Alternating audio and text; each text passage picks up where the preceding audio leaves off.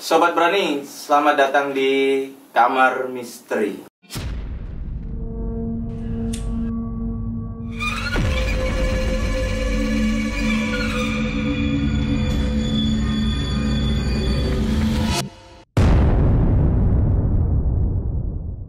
Sebelumnya aku terima kasih dulu untuk teman-teman yang Sobat Berani yang setia di channel ini. Terus dengan aku mewakili teman-teman juga mohon maaf kemarin karena pandemi, jadi kita untuk produksinya masih terhambat gitu. Dan sekarang alhamdulillah kita sudah ada waktu, dan Kamar Misteri kali ini spesial banget karena biasanya kalau kemarin kan ada Mas Egy MK terus sama siapa namanya Mas Coki Pardede. Nah, sekarang itu cowok-cowok nih. Sekarang ada bintang tamu Mbak P. Aku cowok juga loh. Oh. Bisa diganti gak? Enggak. Iya. Selamat datang di Kamar Misteri Mbak P. Iya, selamat datang. Selamat datang. Terima kasih Mas Andi. Jadi sebelumnya Mbak P ini adalah bisa dibilang musisi. Iya. Backgroundnya dulu lah, kita ngobrol backgroundnya dulu. Jadi, iya, musisi, nyanyi juga. Nyanyi, terus Instagramnya apa kalau belum? DJ Febian. DJ Febian. Jadi pakai V ya? Iya. Kalian pakai V, pakai H. VH dia. Oh, Febian. Iya. Susah ya.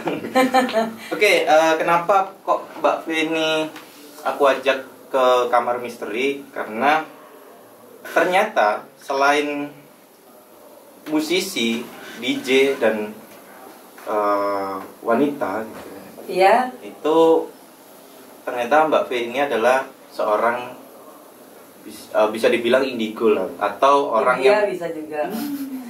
Iya sih, udah pakai ikat gitu ya. Udeng ini Mas. Ada tusuk giginya. Ada. Lanjut. Iya, jadi Mbak V ini bisa dibilang indigo dan atau bisa juga paranormal cewek gitu. Wih, dukun wanita ya. Dukun wanita. Sering sih Mas kayak gitu. Iya, tapi kan? nggak saya tarik. Rencananya habis ini saya tarik sih. Boleh, saya juga ikut ya. Ya. Iya.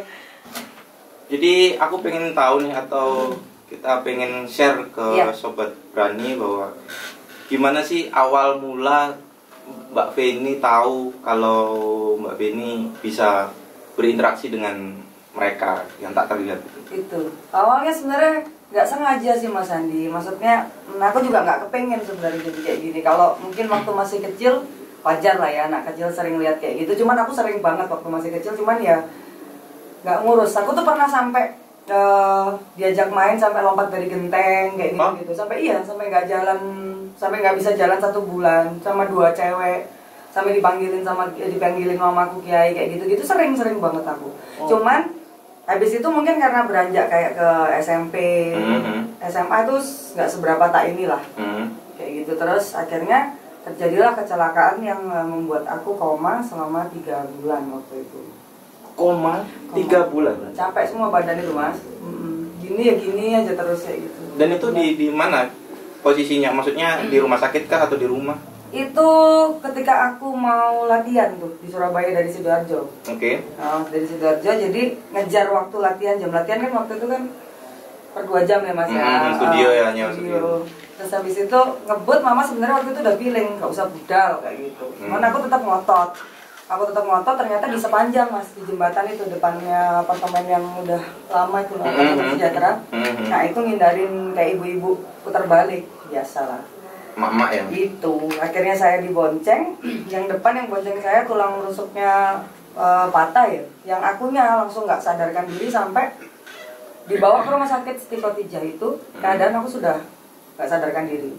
Tapi detak jantung masih oke. Nggak ada luka sama sekali waktu itu. Jadi waktu mau pulang ternyata aku muntah banyak dan kejang. Ternyata aku sudah pendarahan otak. Oke. Jadi waktu itu posisinya sudah cuma dikasih waktu 1 jam sih sama dokter sama mamaku tuh untuk tanda tangan ini boleh nggak dilakukan operasi karena sudah ada di mana-mana kan darahnya keluarnya. Habis itu udah nggak inget apa-apa Mas sampai 3 bulan pertama, 3 bulan bangun itu. Di dalam koma ini apa yang sampean alami gitu? Satu hal yang aku tahu, aku tahu posisinya persis rumah sakit tersebut meskipun aku koma. Jadi aku jalan-jalan mas. Serius? Serius. Merinding ya? Iya aku jalan-jalan. Jadi aku sampai kemana-mana. Ya kemana-mana sudah. Cuman kayak waktu itu ya, kayak ngeliat badanku sendiri mau balik nggak bisa. Padahal juga udah berusaha. Tapi gimana sih gitu? Ya, jangan iya gitu maksudnya. Bahaya nih bahaya. Gitu. Kayak insidious gitu berarti ya. Jadi bisa keliling-keliling. Iya aku jalan-jalan waktu gitu. itu. Cuman aku nggak merasakan ada yang aneh kayak ada ketemu siapa enggak. Terus habis itu sadarnya pertama kali kalau misalkan aku nih nggak baik-baik aja nih itu waktu sadar pertama. Secara aku ya itu di ICU itu ada 2 orang. Di ICU itu kan tempatnya orang sekarat-sekarat ya mas ya. Yang selamat waktu itu cuma aku. Jadi ketika 2 orang ini ada sesuatu yang kayak jemput mas, keadaan mereka kayak drama. Mas aku mau pamitan sama istriku itu aku lihat. Okay. Itu nggak boleh langsung kayak zet gitu langsung diambil gitu. Aku nggak tahu apa itu kayak gitu. Nah, yang ngambil nggak kelihatan? Hitam tok mas kayak bayangan gitu hitam. Habis itu ya tak pikir mimpi gitu. Nah paling kelihatan jelasnya ketika aku bangun lagi. Bangun tuh keadaan aku gundul, ada nanti fotonya tak kasih. Bisa dilihat nanti sama teman-teman keadaannya. Gundul aku, terus bener-bener gundul, kepala perbanan gini, selang di badanku tuh nempel ada 6 mas. Sini 1, 2, ya pokoknya ada 6 lah, di kaki-kaki juga selang semua. Aku bangun, terus keadaan gini, selang di sini. Susternya bilang, udah sadar, kan gitu. Mau dipanggil keluarganya, sadar gitu. Selang nggak mas itu, selang bukan yang lain ya. Habis itu dipanggilin, susternya beda. Aku nanya, mama ya udahlah biasa heboh, wah udah sadar, lalala kayak gitu. Suster yang ada di mana? Aku bilang gitu. Duh, suster yang mana yang jaga cuman suster ini loh dari kemarin. Ya wis lah, aku nggak mikir lah sampai situ, nggak mau mikir aneh-aneh dulu. Habis itu dasarnya aku kan bandel ya mas ya. Keadaan habis operasi, besoknya atau lusanya aku langsung mau nyanyi. Satu yang aku inget waktu itu, aku yang lainnya agak-agak lupa. Semi amnesia tapi nggak amnesia banget. Cuma lagunya Alicia Keys, If I Got You itu tok. Jadi aku tetap nekat untuk pengen nyanyi. Habis itu nyanyilah aku di daerah Mejen, biliar yang gede itu loh, masih inget nggak sih? Enggak. Ya ada lah di situ. Di situ tuh jarang rame. Jadi mungkin tempatnya tuh memang rada aneh ya, gedung lama. Panggungnya tinggi gitu, sama stage-nya tuh antara panggung sama biliar-biliar yang sap-sap gini jauh. Jadi kita di situ jarang rame. Habis itu dengan perban yang masih kelihatan gitu kan, aku pakai wig kan. Habis itu ngomong sama temanku, Kak Ru, kira aku nyanyi lagi tak pelani mari operasi. Lapo rame pun. Rame goblok kayak apa deh kayak gitu. Lalu sih ya ternyata nggak ada orang mas. Itu awal aku seperti ini, semuanya everything looks so normal, semuanya kelihatan baik-baik aja, nggak ada yang serem-serem. Berarti kayak Mbak V ini kayak melihat mereka itu ya kayak orang aja. Kayak gitu. orang. Nggak ada bentuk aneh. Nggak ada. Habis itu ya udah makin lah aku kayak sering mari ngomong ambek sopo kayak gitu. Sempat tak pikir aku yang gendeng gitu loh mas. Nah akhirnya wah, aku pertama kali tahu kalau ini nggak beres ketika yang kecelakaan. Aku lihat kecelakaan itu di depan BRI. Oke, jadi Mbak V ini pernah cerita ke aku bahwa waktu itu di jalan di mana itu ya? Depan Karapan Sapi. Depan Karapan Sapi di Surabaya. Itu ada kecelakaan dan ternyata Mbak V ini ngelihat orang yang kecelakaan itu ada 2 gitu. Jadi yang di jasadnya itu sudah letak ya gitu. Mukanya udah darah merah mas, merah. Dan banget. Yang satu lagi itu posisinya ngeliatin jasadnya itu ya gitu. Jadi posisi mobil kan pelan-pelan nih. Pelan-pelan, apa sih, udah kok bodoh gitu. Akhirnya si yang kayak orang ini tadi langsung lihat aku kayak gini loh. Ngikut tuh mas langsung dia sampai rumahku pak, sampai rumahku. Sampai dia bilang, ya pokoknya aku berusaha gimana sih mas, kayak pura-pura nggak ngeliat, tapi aku ya dia ngomong ya aku diem aja. Mbak, aku ngerti kok sampean bisa dulu aku. Oke. Sampai kalau sampean memang beneran nggak mau nolongin aku terus bakal muka aku kayak gini loh ngikutin sampean. ancamannya kok nggak masuk ya aku gitu. Jadi dia ngikut karena mau minta tolong. Minta tolong. Oh, bukan yang mau mengganggu Enggak. konten. Oke. Aku nggak tahu kenapa, apa tepak weton apes kok apa gimana ya. Kok ya pas tepak kok ya pas gitu loh, pas aku lihat-lihatan tuh sama dia. Untung nggak jatuh cinta kan. Waduh, dengan Kelihatan gitu, muka Mas. berdarah-darah. Akhirnya kayak orang bodoh, aku datang ke daerah Kertajaya situ pas sebelum 7 harinya. Aku bilang aku mengaku bahwa aku sahabatnya dari luar kota. Ibunya kaget lah, mau nggak pernah dibawa ke rumahnya. Dan apa yang diomongkan sama sosok itu memang beneran ada Iya, di rumah itu. iya. Dan dia pun yang nunjukin jalan. Oh iya, sampai nggak tahu rumahnya kan? Enggak. Dan itu tepat. Iya. Mau lagi tahlilan, no. Ngeri banget. Ya itu, makanya setelah itu, wah, kok begini ya, aku gitu. Nggak seru ini, nggak asik, aku nggak mau kayak gini ya. Jadi kayak apa ya Mas Andi? Tiap misalkan kayak mau makan di mana, yang aku bisa kelihatan yang kayak gitu, itu jadi kayak aneh sendiri aku awal-awal. Jadi yang lain semua pada lahap makan, aku yang nggak mangan kayak gitu. Tapi akhirnya lama-lama kalau kayak gitu aku jadi kayak orang aneh kan. Iya, beda. Iya sih, dianggap Akhirnya aneh dari sama situ juga. aku ya wes lah, biasa aja lah. Bodoh, yang penting aku lapar lah, pokoknya tak makan kayak gitu. Mau iler kayak mau ingus terserah gitu. Pernah lihat sejelas itu? Oh jelas Mas, dari yang dipipisnya tuh kayak Serius? Iya, dipipisin itu sampai bener-bener keluarnya tuh tahu air nanah nggak? Iya, Iya kayak gitu. Itu ya apa, aku antara luwe tapi lihat kayak gitu gimana coba? Dan akhirnya itu kan dari awal-awal sampai merasa sempat risih, sempat bingung dan lain-lain. Nah, akhirnya sampai bisa berdamai dengan keahlian sampean tuh gimana caranya? Waktu aku tahu kalau ternyata bisa bantu orang. Oh, oke. Gitu, kayak beberapa ini beneran loh Mas, sampai sekarang pun tuh banyak yang DM sama aku. Mau habis ini mau tak berlakukan tarif ya, capek aku. Boleh ikut lah saya juga. Iya. Kayak gitu, misalkan kayak tanya, ini beneran nih, kenal nih pasti yang mas-mas yang di depan. Dia lagi hamil waktu itu, belum tahu kok dia hamil. Kok semalam ada yang ini ya, ngelempar di atap rumahku, duor gitu katanya, dengan cuman aku meteng kon niku. Langsung akhirnya ya dia periksa, akhirnya malamnya hamil beneran, langsung aku suruh pakai peniti dan jarum dan apa-apa. Soalnya memang beneran tuh bisa nangkal versiku. Pernah memang, tak gitu emang takut. Emang takut. Cewek gila emang. Gila memang. Setan digini-gini loh. Iya, memang takut Mas, sama yang kayak jarum yang lancip-lancip itu takut ya. Ritenjing, tahu ritenjing? Itu jenis apa, kunti? Iya, kayak gitu. Tapi hampir semua sih. Ada yang cuman takut tapi pura-pura nggak takut, ada yang cuman gitu-gitu ada. Akhirnya tapi Mas ya, bukan berarti kalau setelah aku tahu, oh ternyata aku beda ini. Aku pemberani enggak juga. Sama sih, sama juga. Itu. Soalnya kadang memang itu apalagi kayak yang di luar-luar pulau, itu jenisnya memang beda Pak sama yang di Jawa-Jawa sini. Kan aku sering tuh kayak event di Kalimantan, event di mana, beda Mas.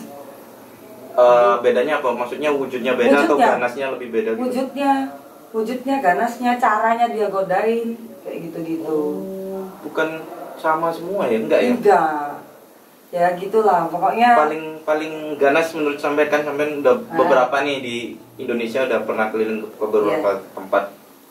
Menurut sampean yang paling mencekam. Kalau orang yang pesugihan itu termasuk gak sih Mas? Soalnya serem juga kan? Iya kan, ada sosoknya pasti kalau Iya, jeroan itu. Uyang. Karena memang bener-bener apa ya, sampai misalkan kelihatan nih dia pokoknya suka di langit-langit, di pojok-pojok lah. Misalkan dia lihat sampai nih, udah aja langsung gitu, kok sampai nggak lari ya wes dicocok bun-bunanmu sudah. Itu Mas, kalau menurut aku, soalnya bisa ngejar. Oke, berarti menakutkannya itu karena mereka bisa ngejar dan bisa ngambil darah. Tuh, sama satu lagi Mas. Sun. Oh iya. Sun itu Mas, aku gak suka pokoknya sama dia itu. Jadi pengapesannya Mbak P ini adalah Sun Del Bolong. Bukan santan ya, tapi ya itu. Gak tahu. Oh iya, santan. Soalnya mereka tuh rare sih, rare banget, rare. Kalau misalkan kunti-kunti kayak gitu terus, ya suake lah belakangan. Cuman kalau Sun sih rare. Misalkan aku sekarang manggil Sun. Jangan dong, tahu awak gegernya nanti kalau aku jengkel. Jangan dong. Jangan dulu ya, nanti aja ya. Oke, Dan apa ya? Kalau kuyang itu memang pernah ketemu langsung. Iya mas, tatap-tatapan juga itu. Jadi mana? aku masak mie, dia di pojokan kayak apa ya, langit-langit nih ada pojokan ya mas. Ya udah di situ jedulnya dia di situ. Lobang tapi memang waktu itu kan memang ada kayak, nah ini dinding, terus atasnya ini rada atap, jadi kan ada kayak lobang. Ada rongga. Iya udah mau gitu aja dia. Itu terus satu lagi, untuk menjawab pertanyaanku yang sudah sekian belas tahun nggak sih? Aku kecelakaan tuh tahun berapa ya? 2005 2006 lah nggak salah. Iya sekitar itulah. Itu aku kemarin ke rumah sakit itu lagi mas, untuk pertama kalinya. Oke, ada keperluan di situ ya? Ada keperluan di situ. Nah, aku penasaran karena aku ceritalah sama susternya untuk mencairkan suasana biasa lagi biasa SKSD kan aku ya. Suster, aku dulu pernah lo di sini tapi baru ini masuk lagi. Loh, kenapa kata dia? Kecelakaan aku waktu itu. Terus waktu itu aku suster ditolongin aku sama suster cantik orangnya. Mbak, jangan aku merinding lo katanya gitu. Berarti suster sana jelek-jelek berarti? Nggak tahu ya. Oh iya, terus? Cantik lo, mbak jangan lo. Loh, serius ini aku cerita kok sampean merinding aneh sampean yang aku bilang gitu. Enggak, kayak gimana sih orangnya? Pakai hijab nggak? Enggak. Umur berapa kira-kira? Sekitar 24, 25 lah. Aku bilang gitu. Ya apa orangnya? Ya sawo-sawo matang gitu, manis. Pakai kacamata enggak? Aku bilang gitu. Ya ampun mbak, sampai ngerti gak sih? Deh, cerita. Ternyata katanya memang sosok suster tersebut 2 tahun sebelum aku kecelakaan itu, dia memang pekerja di sana mas. Dan dia satu-satunya suster yang tidak pakai hijab di sana. Oke. Dia meninggal ketika satu-satunya suster yang tidak pakai hijab di sana. Kalau nggak salah dia Kristen kalau waktu itu nggak salah. Karena itu rumah sakit Islam toh. Tapi dia satu-satunya suster yang di sana nggak pakai hijab dan dia cantik itu tadi. Perjalanan jangan dibawa ke sini kan. Perjalanan mau ke rumah sakit itu dia kecelakaan gitu. Tapi sampai sekarang dia masih sering bantuin orang-orang pasien-pasien di rumah sakit itu. Contoh kayak ganti infus, bangunin orang yang baru sadar dari koma, termasuk dia bantuin aku waktu itu. Itu boleh nanti sampean, mungkin teman-teman dari jangan takut, bisa ke sana main-main, coba dipilih suster itu. Gitu. Tingginya 150. Manis lah mas, pokoknya seleramu banget lah. Jangan dong, jangan mau aku. Cantik pokoknya gitu. Tapi dia masih. Iya sih cantik. Itu aku yang kadang masih nggak ngerti mas Andi. Kalau dibilang indigo itu aku nggak mau dibilang indigo, India gitu mau.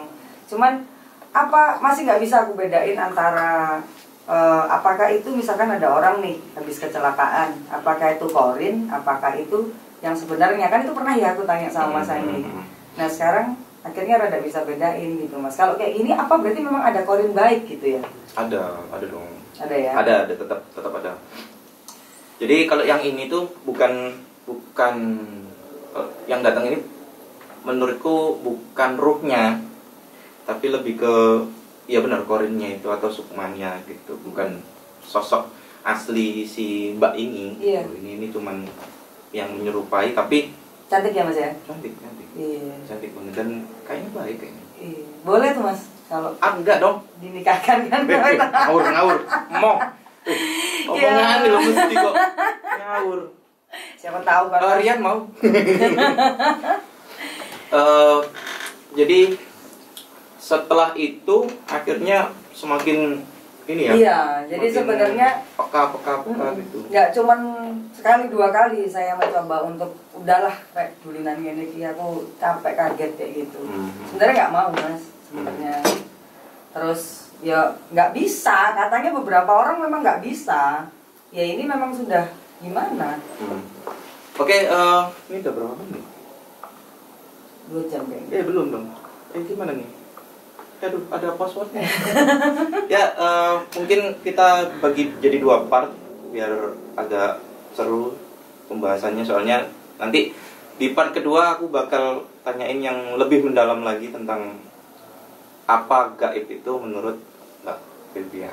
Jadi kalian jangan lupa subscribe, like, dan share. Dan kalau kalian pengen kenal lebih jauh tentang Mbak V, bisa juga kalian dengerin podcastnya. Jadi Mbak V ini juga punya podcast ya. Iya.